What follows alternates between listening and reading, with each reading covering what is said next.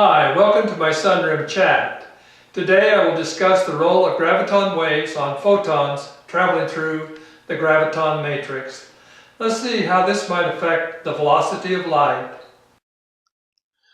Although I use the term vast ether theory to direct your attention to the subject at hand, no modification of vast theory needs to be made. In the next slide, I have illustrated the elons and magnons created by photons. As you can see, the photon goes through two string cycles. I will come back to the strings created in a future sunroom chat. For the moment, just think of the photons moving away from you. In both cycles, the strings are ejected at right angles to the photon's line of flight and into the graviton matrix as shown in the next slide.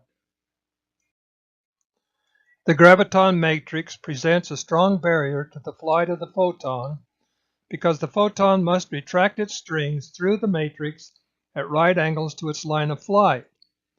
There are at least 10 raised to the 47th power of gravitons per centimeter oriented in all conceivable directions. The photon ejects its elons and magnons into the graviton matrix at right angles to the photon's line of flight. This creates great resistance to the photon's velocity as it attempts to retract its strings through the matrix while moving ahead at 300 million meters per second. If it were not for the graviton waves pushing the photon through this barrier, it would come to a halt. Let's follow the elon and magnon strings after they are ejected from the photon.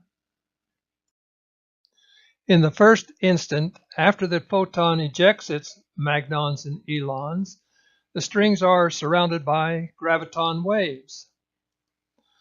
Even here, positive graviton waves aid the forward progress of the photon, but it is not until the strings become oriented to the rear that the positive waves can have a dramatic effect.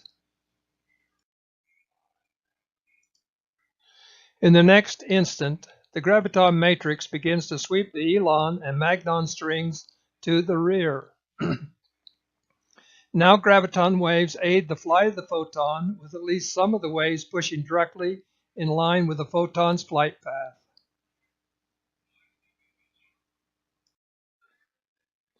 A brief time later, all of the elons and magnon strings have been swept to the rear by the graviton matrix. Now the positive graviton waves can push with full force to send the photon flying through space. It seems likely that graviton waves push on complementary strings that bond after they have been swept to the rear by the graviton matrix.